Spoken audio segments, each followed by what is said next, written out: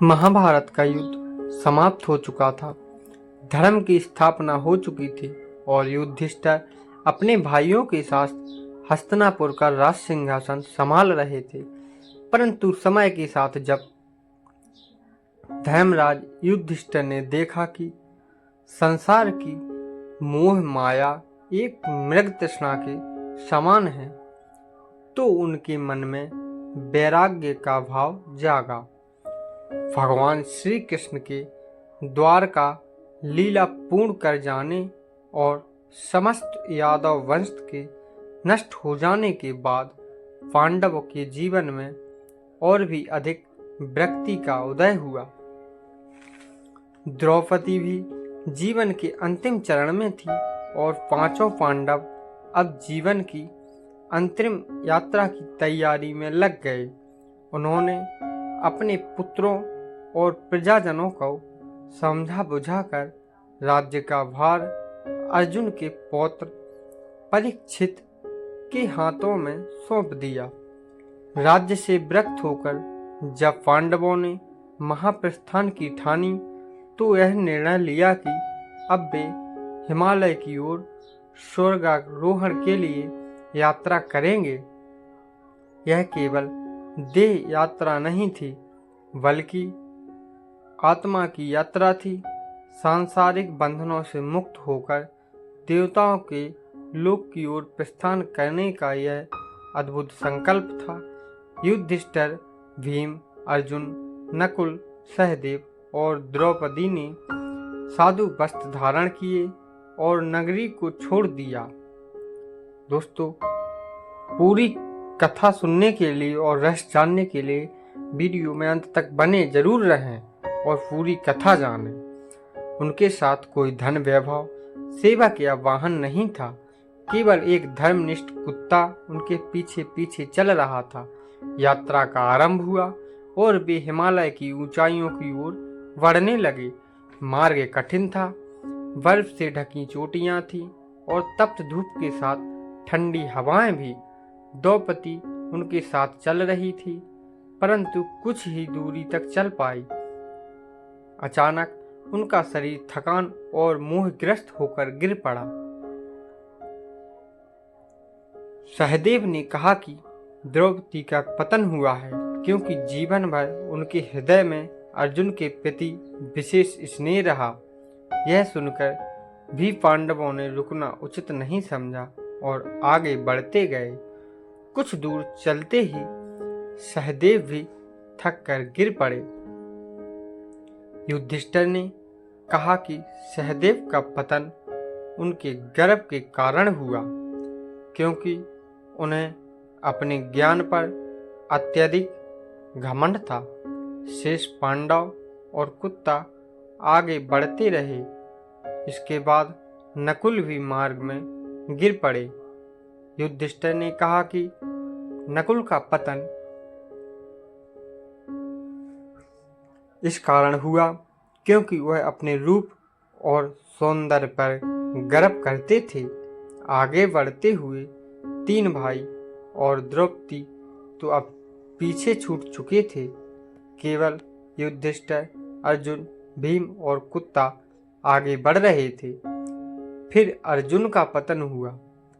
युधिष्ठिर ने कहा कि अर्जुन का पतन इस कारण हुआ क्योंकि उन्हें अपने धर्म विद्या कौशल पर गर्व था और उन्होंने युद्ध में शत्रुओं का पूर्ण नाश करने की शपथ ली थी, जिसे वे निभा न सके। अर्जुन भी वहीं रह गए। अब केवल युधिष्ठिर, भीम और कुत्ता आगे बढ़े। कुछ ही दूर चलने के बाद भीम भी थक कर गिर पड़े। युधिष्ठिर ने कहा कि भीम का पतन उनके अहंकार के कारण हुआ, क्योंकि उन्हें अपनी बल शक्ति पर घमंड था और उन्होंने कई बार भोजन की अत्यधिक इच्छा भी की। इस प्रकार अब युधिष्ठिर अकेले रह गए। उनके साथ केवल धर्म के प्रतीक वह कुत्ता था। युधिष्ठिर हिमालय की ऊंचाइयों की ओर निरंतर बढ़ते रहे। तब देवताओं के राजा इंद्र अपने रथ पर आकर प्रकट हुए और युधिष्ठिर से कहा कि वह उनके साथ स्वर्ग चले। परंतु युधिष्ठिर ने कहा कि वे इस कुत्ते को छोड़कर नहीं जाएंगे, क्योंकि यह उनका साथी है, और जब सबने उनका साथ छोड़ दिया तब भी यह कुत्ता उनके साथ बना रहा। इंद्र ने समझाया कि स्वर्ग में पशुओं का स्थान नहीं है, किंतु युधिष्ठिर ने धर्म का पालन करते हुए उस कुत्ते को छोड़ने से मना कर दिया।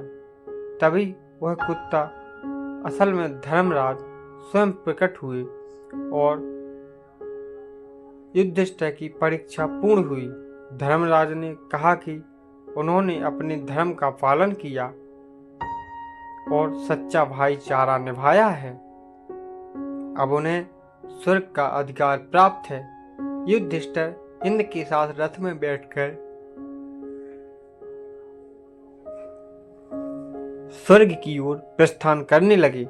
परंतु जब वे स्वर्ग पहुंचे तो वहां उन्होंने देखा कि दुर्योधन, कर्ण और उनके शत्रुजन स्वर्ग में हैं, जबकि उनके भाई और द्रौपदी कहीं दिखाई नहीं दे रहे। यह देख युधिष्ठिर को बड़ा आश्चर्य हुआ।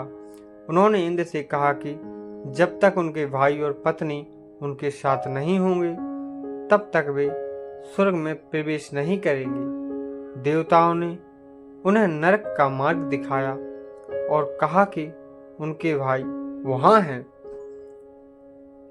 युधिष्ठिर धर्म की दृढ़ता से नरक में जाने को भी तैयार हो गए, और जब वे नरक की ओर बढ़े तो उन्होंने देखा कि वहां उनके भाई द्रौपदी और अन्य प्रियजन पीड़ा भोग रहे हैं।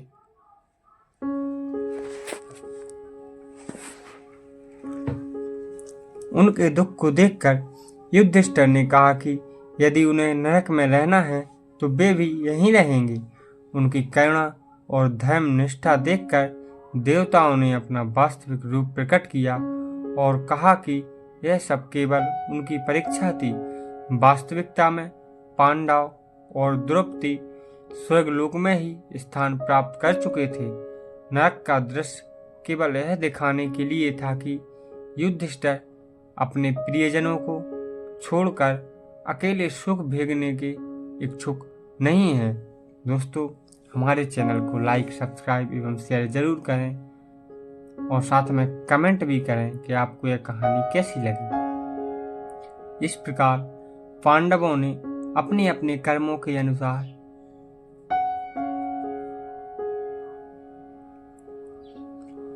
स्वर्ग में स्थान पाया। द्रौपदी और उनके पुत्र भी दिव्य लोकों में प्रतिष्ठित हुए। कर्ण सूर्यलोक में विराजमान हुए और भीष्म पितामह गंगा लोक में। समस्त महापुरुष अपने कर्म फल भोग कर दिव्यता में लीन हुए। युधिष्ठिर ने धर्म के मार्ग पर चलकर यह सिद्ध कर दिया कि सच्चा मनुष्य वही है जो अपने प्रियजनों और सत्य के लिए अपने सुख को भी त्याग दे।